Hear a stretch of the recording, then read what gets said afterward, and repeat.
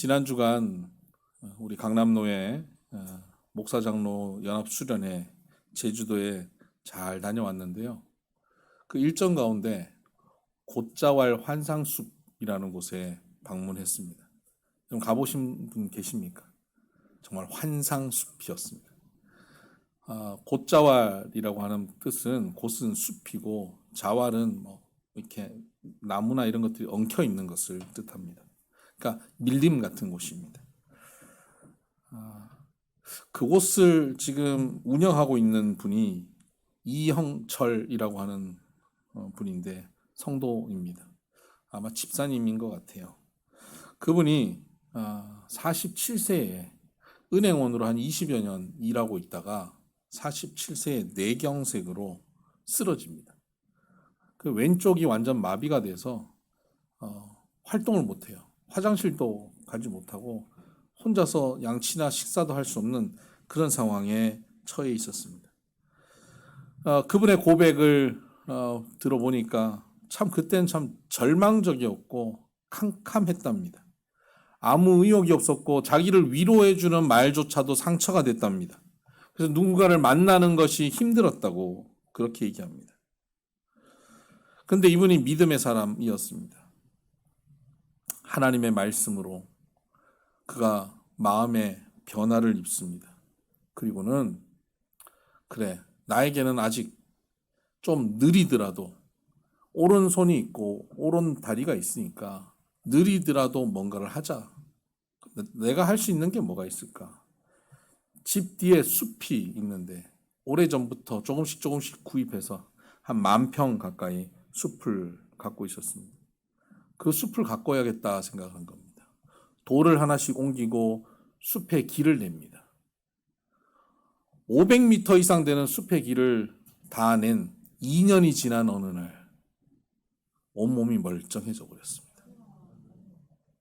그리고는 그분이 몇 년 후 50대 후반이 되었을 때 거의 한 10년이 지났었죠. 10년 후에 그분이 제주도 배드민턴 대회에 나가서 입상을 합니다. 지금은 그 곶자왈 환상숲에 많은 사람들이 찾아오는데 연 인원이 15만 명. BTS나 악동 뮤지션, 유명한 가수들이 그곳에 와서 뮤직비디오를 찍고요. 드라마나 영화의 좋은 장소로 제공되기도 합니다. 지치고 절망 가운데 있는 이들이 그곳에 와서 그 이형철 씨의 이야기를 듣고 새 힘을 얻습니다. 그리고 숲에서 위로를 받습니다. 뿐만 아니라 그 지역의 많은 사람들이 가난하게 살고 있었는데 이 환상숲 때문에 경제적으로 도움을 받고 그 지역 전체가 회복되고 있답니다. 또한 그 지역에는 기독교인들이 1% 미만인데 이 가정만 예수 믿었는데 이 가정 제일 가난하고 또 뇌경색으로 어려움 겪었던 이 가정이 이런 복을 받는 걸 보면서 우리도 예수 믿으면 복 받겠냐 하고 찾아오는 사람들이 하나씩 둘씩 생기고 있다는 겁니다. 개인의 어려움, 절망적인 상황 속에서 마음이 바뀌면서 새로운 마음이 그에게 생기면서 그 마음이 그를 이끌어 환상숲을 만들었고 환상적인 인생으로, 환상적인 가정으로, 환상적인 마을로 변화시키고 있는 것을 보았습니다. 오늘 우리 주변에는 이형철 씨처럼 뇌경색으로 또한 뇌경색뿐만 아니라 여러 가지 경제적인 어려움으로 정신적인 문제로 관계의 갈등으로 많이 좌절하고 절망하고 마음이 어려운 사람들이 참 많습니다. 우리 대한민국은 OECD 국가 중에 우울증 발병률이 1위라고 합니다. 10명 중에 4명이 우울증이래요. 그 절반의 국민들이 거의 우울증에 시달려 살고 있다는 겁니다. 절반이 우울하니까 나머지 절반 또한 그 우울한 사람들 분위기 속에서 같이 우울해지는 이 나라 전체가 우울하고 분노로 가득한 그런 사회를 형성하고 있다는 것이죠. 우울한 마음, 지친 마음, 절망적인 마음을 갖고 있는 이 나라의 많은 백성들, 우리 이웃들, 우리 스스로 이것에서부터 벗어나 이영철 씨처럼 그런 환상적인 삶을 살아갈 수는 없을까요? 여러분, 침체되고 마음이 무너졌던 경험들이 있으시죠? 그 순간 그 침체된 자리에서 털고 일어날 수 있는 힘이 여러분에게 쉽게 생기던가요? 사실 마음만 먹으면 뭔가를 할 수 있을 것 같은데 침체된 가운데 침대에 누워서 그곳에서 뛰쳐나오기가 얼마나 어려운지 저도 경험해 봤습니다. 그렇다면 이 침체되고 절망적인 우리의 마음을 정말 새롭게 변화시킬 수 있는 길은 없을까요? 오늘 성경을 보면 사울이라는 인물이 등장하는데 이 사울이라는 인물이 후에 나중에는 죄로 인해서 어려워지지만 초반에는 하나님 안에서 놀랍게 변화되고 사용되는 것을 봅니다. 우리와 사울의 변화는 다른 점은요. 그 당시는 성령께서 임하셨다 떠나지만 우리에게는 성령께서 오셔서 떠나지 않아요. 그래서 사울과는 다른데 이 사울의 그 변화되는 과정을 한번 살펴보면 좋겠어요. 그 또한 굉장히 우울하고 절망적인 삶을 살 수밖에 없는 환경이었습니다. 이스라엘은 12지파로 나누어져 있거든요. 그 중에 사울이 속한 지파는 베냐민 지파입니다. 근데 이 베냐민 지파는 얼마 전에 과거에 11지파와 싸워서 전쟁을 합니다. 내전을 치러서 베냐민 지파가 거의 멸절해버리는 상황에 들어갑니다. 그러니까 나머지 지파들 사이에서 천덕꾸러기고요. 제일 가난하고 제일 힘이 없고 스스로는 생존할 수 있는 능력이 없는 지파가 베냐민 지파인 것이죠. 그 베냐민 지파 출신인데 사울의 말에 의하면 베냐민 지파 중에도 가장 작은 집안이에요. 그러니까 베냐민 지파 중에도 제일 보잘것없는 집안에서 태어나서 살아가는데 키만 멀 때만큼 커요. 그러니까 남들한테 안 보이고 싶은데 키만 커가지고 어딜 가도 다 보여. 그러니까 얼마나 늘 꾸정하게 숙이면서 자기를 감추면서 사는 인생이었겠습니까? 자신감 없이 컴플렉스 덩어리로. 그런 그가 자기 집에 그나마 먹고 살 만한 경제적인 그 도움을 주는 것이 나귀를 키우는 것이었는데 암나귀들이 집단으로 가출해 버렸어요. 무슨 일이 있었는지. 암나귀들이 집단으로 가출해 버린 겁니다. 근데 아버지가 야 사울아 너 빨리 가가지고 이 나귀를 찾아라. 안 그러면 우리 굶어 죽는다. 사울이 암나귀를 찾으러 이 동네 저 동네 돌아다니는 겁니다. 이 암나귀 없으면 우리는 정말 이 가난한 가운데 더 가난해질 텐데 어떻게 해야 되나. 암나귀를 막 찾는데 못 찾아요. 며칠을 찾아다니는데 못 찾습니다. 그의 마음이 얼마나 낙심되겠습니까? 무척 지치고 마음이 무너진 상태입니다. 그 마음을 어떻게 변화시키고 새롭게 할 수 있단 말입니까? 그런데 그 옆에 있던 그의 종이 이 동네에 유명한 선지자가 있는데 그분을 찾아가 봅시다. 야, 그분 만나도 내가 무슨 선물도 하나 못 갖다 드리고 봉투도 하나 못 드리는데 내가 그분을 만나갖고 뭘 부탁한단 말이냐.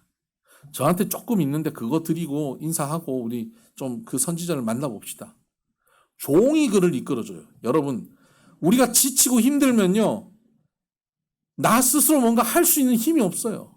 그때 내 옆에 바른 길로 인도하고 돕는 친구가 있다는 거 이게 복이에요. 나는 가기 싫어요. 근데 그가 가게 하는 거예요. 오늘 새로 오신 분들도 마찬가지죠. 교회 오고 싶으셔서 오신 분도 계시지만 가자 그랬고 억지로 끌려갖고 내가 오늘 한 번만 간다. 그러고 오신 분도 계실 거 아니에요. 그렇게 오는 거예요. 그렇게 선지자를 찾아갔어요. 갔더니 선지자가 사무엘인데 지금 온 이유가 암나귀들을 잃어버린 것 때문에 그 나귀를 어떻게 하면 찾을까 문제 가지고 왔잖아요. 근데 선지자가 그 문제가 그에게는 너무 큰 문제고 그의 인생을 짓누르는 문제인데 선지자가 하는 말은 암나귀들 걱정하지 마라. 염려하지 마라. 그건 나 해결된다. 뭐 무슨 근거로 그런 얘기를 하는지 몰라요. 교회 와보면 그러잖아요. 와서 이런 문제 저런 문제. 염려하지 마세요. 하나님 다 해결하십니다. 무슨 근거로 저런 근거 없는 얘기를 저렇게 얘기하나. 그러고는 그 문제는 염려할 것도 없고, 당신이 지금 암나기 문제는 염려할 것도 없고, 당신이 하나님이 택한 사람이야. 온 이스라엘이 당신의 집과 당신 때문에 복을 받을 거야. 그리고는 막 불러가지고 한 30여 명이 모인 그 잔치상이 있었는데, 거기다가 사울을 제일 높은 상석에 앉추는 거예요. 그리고는 요리사한테, 원래 내가 제일 중요한 인물한테 드리라고 준비한 요리 있지? 그거 가져와. 그 요리를 사울에게 주는 거예요. 어디 가도 그런 대접 못 받아봤던 사울이 그런 극진한 대접을 받고, 그리고는 나귀만 찾으면 될 것 같은데 나귀가 문제가 아니야. 너는 이 나라를 살릴 사람이야. 라고 축복을 하고 기름을 붓고 왕을 세우겠다고 하니까 황당한 거예요. 그런데 기분은 좋아요. 그러니까 말씀을 듣는 가운데 그는 무척 지치고 절망 가운데 있는데, 말씀을 듣는데 내가 붙잡고 내가 절망하고 있는 그 문제의 차원의 말씀이 아니에요. 말씀은 완전히 다른 차원, 어마어마한 하나님의 역사의 차원으로 나를 이끌어가 버리는 거예요. 나는 이 문제 가지고 힘들어하고 있는데 말이죠. 다음 달 내가 이거 무슨 빚 얼마를 갚아야 되는데, 다음 달 뭘 해결해야 되는데, 요거 몇 푼 가지고 힘들어하고 어려워하는데, 하나님께서는 너를 통하여 이 나라 이 민족을 먹일 거야. 이런 말씀을 하시니까 얼마나 황당하겠어요. 그런데 그 말씀을 듣는 가운데, 근거도 없는 말씀 같은데 그 말씀을 듣는데 사울에게 변화가 일어납니다. 말씀을 듣는데 그가 마음이 힘을 얻기 시작하는 거예요. 사무엘상 10장 9절을 보면 이렇게 기록되어 있습니다. 여기서 그가 사울입니다. 그가 사무엘에게서 떠나려고 몸을 돌이킬 때에 하나님이 새 마음을 주셨고 그랬습니다. 사울에게 그 말씀을 다 듣고 일어나려고 할 때 하나님께서 그에게 새 마음을 주셨다는 겁니다. 여러분, 우리가 지친 마음, 절망하고 병들고 마음이 무너져 있는 상황 속에서 그 마음을 움직일 수 있는 것은요, 누구 만나서 전화하면서 내 마음을 다 토해내고 같이 소주 한 잔 마시고 먹고 죽자 내일은 해가 뜬다 아무리 그래 봐도 마음의 위로가 없어요.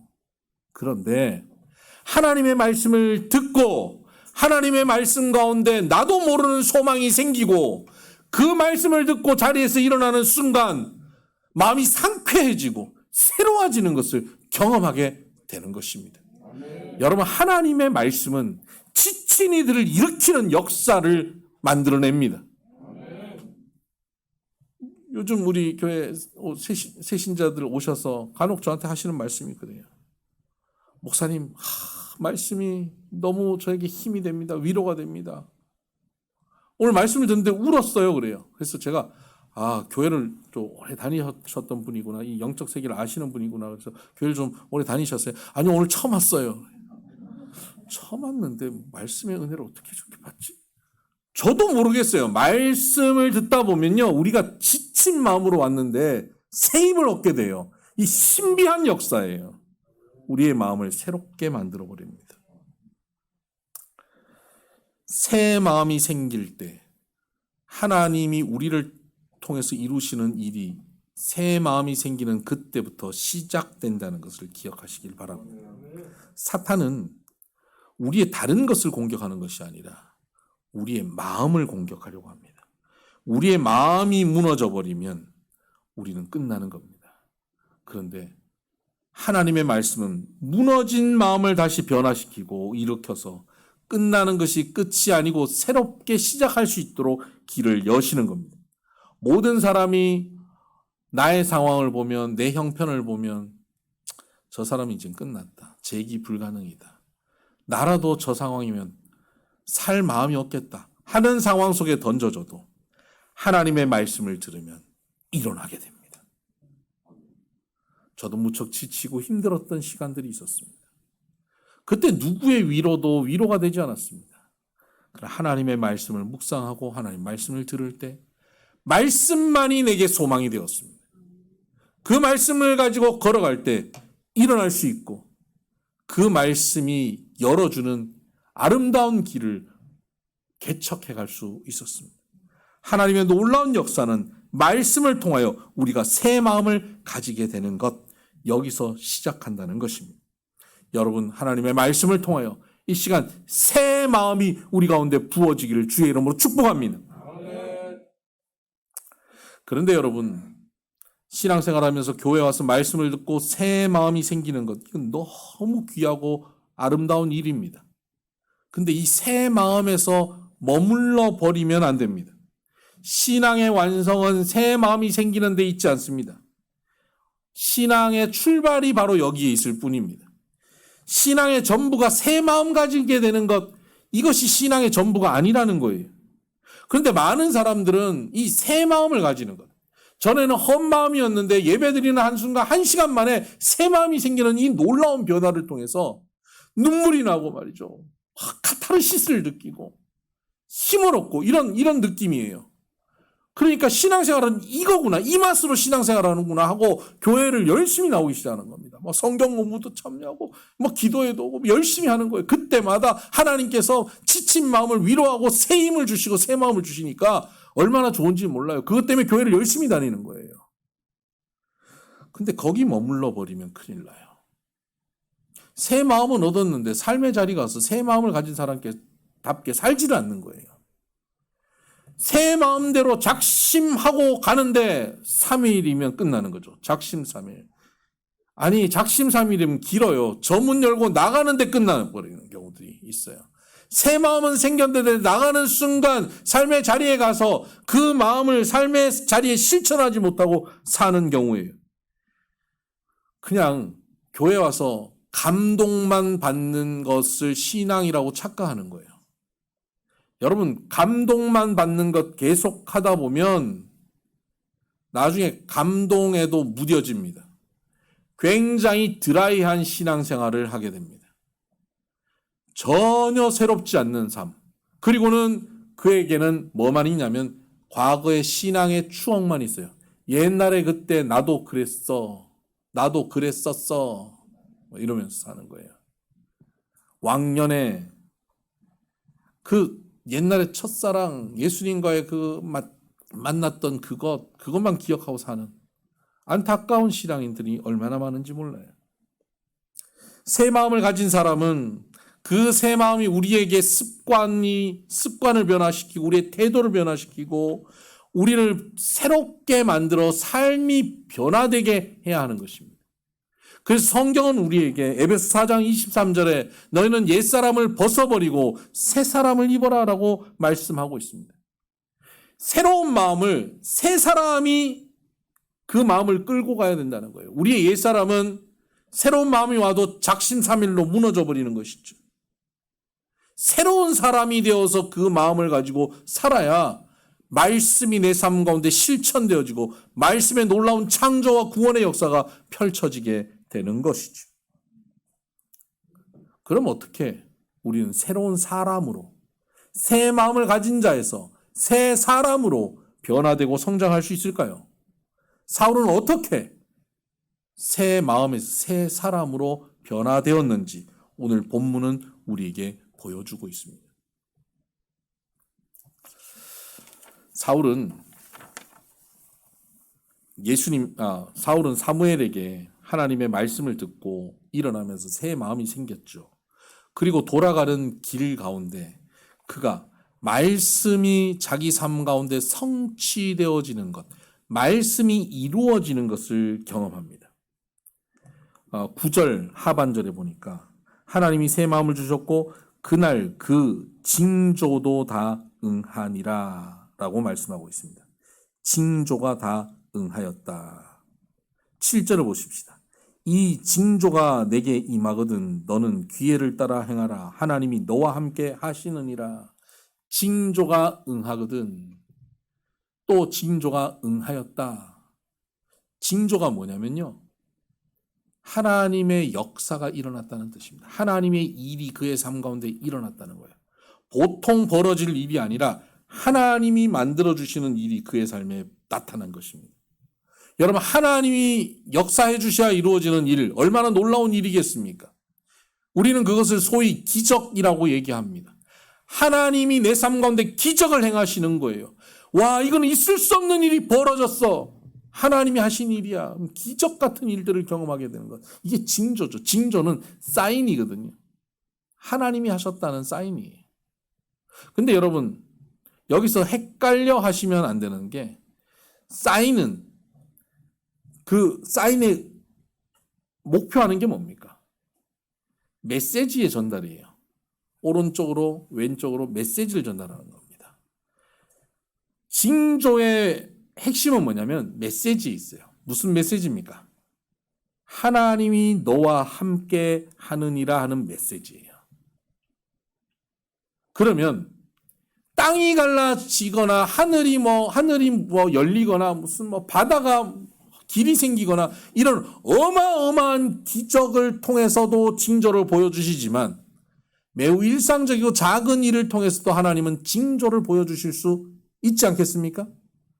그러니까 징조는 기적을 통해서 나타나기도 하지만 기적만으로만 나타나는 것이 아니라 매우 일상적이고 평범한 일을 통해서도 나타날 수 있는 것이 징조입니다. 우리는 기적을 추구하고 살아가는 경우들 많은데요. 기적을 추구해봐야 그 기적이 이 땅 안에 벌어지는 일 아닙니까? 근데 징조는 뭡니까? 이 땅을 창조하신 하나님이 함께 하신다는 것이거든요. 뭐가 더 큰 거예요? 기적이 큰 거예요? 징조가 큰 거예요? 징조가 큰 거예요. 이 땅을 만드신 하나님이 지금 나와 함께 하신다면 능치 못할 일이 없지 않겠습니까? 이게 징조예요. 지금 사울이 길을 가면서 하나님의 징조가 응하여지는 걸 경험하거든요. 근데 그 징조가 대단한 징조가 아니에요. 사무엘이 그에게 말씀을 전해 주었거든요. 야, 너 지금 길을 가다 보면 네가 이제 하나님이 왕을 세우실 텐데 하나님이 너와 함께 있어서 그 일을 할 거야. 근데 그 징조를 너에게 보여주는데 그 징조가 뭐냐면 네가 길을 가다가 라헬의 묘역 근처에 가면 두 사람이 나타날 거야. 그리고는 그 사람이 너한테 야, 너 빨리 집에 가서 아버지가 널 찾고 있더라. 너희 집에 그 잃어버렸던 암나기들은 다 찾았다. 이제 너를 잃어버려서 걱정하고 있다. 빨리 집에 가봐라. 이런 얘기를 할 거야. 한 거예요. 길을 가다 보니까 두 사람이 나타났는데 그 얘기를 하는 거예요. 이야, 말씀대로 이루어지네? 신기하다. 그리고 또 길을 가다 보면 세 사람이 나타날 건데 한 사람은 염소 새끼 3마리를 끌고 오고 또 한 사람은 떡 3덩이를 가져오고 또 한 사람은 포도 한 가죽 부대를 메고 올 거야. 그 길 가다 보니까 그 사람들이 보이는 거예요. 세 사람이 오는데 염소 3마리, 떡 3덩이, 포도주 한 가죽 부대를 메고 가는 사람이 보이는 거예요. 그 사람들이 오더니 멈춰서 가지고 떡 2덩이를 사울에게 주고 가는 겁니다. 그 중에 떡 2덩이를 너에게 줄 거야. 이렇게 예언했거든요. 여러분, 이 조합에서 떡 2덩이만 주고 갈 확률은 수학 잘하시는 분들 확률을 한번 내보세요. 확률은 얼마나 될까요? 이런 일이 벌어진 거예요. 그때 사울에게는 이것이 징조가 응하였다는 확신이 생긴 겁니다. 이 징조의 핵심은 뭡니까? 안 될 일이 벌어졌다? 불가능한 일이 일어났다가 아니에요. 징조의 핵심은 하나님이 너와 함께 하신다. 망한 집안, 망한 지파, 다 잃어버릴 것 같은 절망적인 상황. 나는 하는 일들마다 안 돼. 나는 태어날 때부터 재수 없는 인생이었어. 이렇게 살아가는 사울에게 하나님이 너와 함께 하셔 라고 말씀하여 주시는 징조라는 사실이에요. 이 징조를 딱 깨닫는 겁니다. 여러분, 이 징조가 있으면, 하나님이 함께 하신다는 징조가 있으면 뭐가 두렵겠습니까? 오늘 지금 내 종이랑 나랑 2명이니까 떡 2덩이 줬지. 내가 100명이었으면 100덩이도 주실 분이 하나님이시지. 10,000명이면 10,000덩이도 주실 분이 하나님이시지. 이 확신이 생기는 게 징조 아니겠습니까? 이런 징조가 저와 여러분 말씀을 듣고 일어나는 우리들에게 벌어지게 될 줄 믿습니다. 저희가 미국에 처음 가서 몇 달 안 됐을 때 저희 첫째 애가 초등학교 1학년 때였습니다. 뭐 ABC도 모르고 미국을 갔는데 얘가 학교에 가서 뭐 말을 하겠습니까? 근데 이제 학교 가면 점심시간에 1불 25센트를 들고 와서 그걸 내면 점심을 먹는 거예요. 근데 그걸 못 챙겨줬어요. 깜빡하고 얘도 안 가져간 거예요. 그 1불 25센트가 없으니까 점심시간에 줄은 쫙 섰는데 자기 차례가 돼 가는데 돈이 없는 거예요. 얘가 얼마나 불안하겠어요. 말도 잘 못하고. 너무너무 불안했대요. 근데 우리가 그 몇 달 동안 매일 밤에 자기 전에 잠시 예배를 드리는 시간에 빌립보스 4장 6절 7절을 함께 말씀을 읽었거든요. 그러다가 그 말씀이 너무 매일 하다 보니까 암송이 돼버린 거예요. 아무것도 염려하지 말고 오직 모든 일에 기도와 간구로 너희 구할 것을 하나님께 아뢰라. 그리하면 모든 지각에 뛰어나신 하나님께서 너희의 마음을 그리스도 예수 안에서 너희 마음과 생각을 지키시리라. 이 말씀이 외워진 거예요. 얘한테. 줄 서 있는데 아무것도 염려하지 말고 나 지금 돈이 없어서 염려가 되는데 아무것도 염려하지 말고 오직 모든 일에 기도와 간구로 기도 하나님께 아뢰라는 거예요. 그래요. 그렇게 했대요. 그리고 자기가 차례된 거예요. 말도 잘 못하니까 뭐라 그랬겠어요? 노머니 이렇게 얘기했죠. 노머니. 그랬더니 선생님이 환하게 웃으면서 밥을 주더래요. 너무 맛있게 먹고 집에 와서 흥분해서 얘기하는 거예요. 오늘 이런 일이 있었다고. 하나님이 이렇게 함께 해주셨다고. 너무 기쁘잖아요. 이게 징조예요. 근데 알고 봤더니요. 그렇게 애들이 돈 안 가져오면 먼저 밥을 그렇게 준대요. 나중에 돈 가져오면 되니까. 뭐 특별한 일도 아니에요. 뭐. 남들한테는 일상적인 일이에요. 그런데 뭡니까? 얘는 하나님께 기도하고 말씀을 붙잡고 있다 보니까 이게 하나님이 나와 함께 하시는 징조가 돼버린 거예요. 이 일이 특별한 일이냐 놀라운 일이냐가 중요한 게 아니에요. 내가 이 일을 통하여 하나님이 나와 함께 하신다는 것을 느끼느냐 못 느끼느냐가 중요한 거예요. 사울은 지금 그것을 느낀 거예요. 여러분의 삶 가운데 하나님의 징조를 이렇게 느껴보시기를 바랍니다. 지난주에 그런 고백 들었어요. 우리 교회 오신 지 2주 되셨던 분이 지난주에 3번째 오셨죠. 우리 교회 오기 전에 그 전주는 절에 가서 스님이랑 놀다 오셨대요. 예, 저기 앉아 계시죠. 그런데 2번 오셨다가 내가 교회를 가. 그리고 이제 안 갈래. 그러고 있었다는 겁니다. 근데 서울 쪽에 출근하고 있던 직장에서 새로운 곳으로 발령을 내는 거예요. 당신 여기 가서 일을 하세요. 라고. 주소를 받아서 거기를 찾아와 보니까 여기에요. 우리 교회 여기 모델하우스.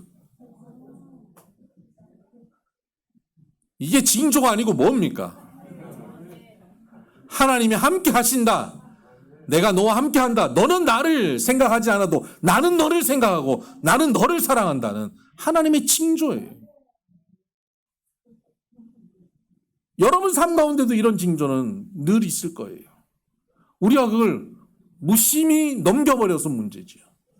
하나님이 함께 하신다는 그 징조를 깨닫고 그리고는 사울이 또 길을 걸어가는데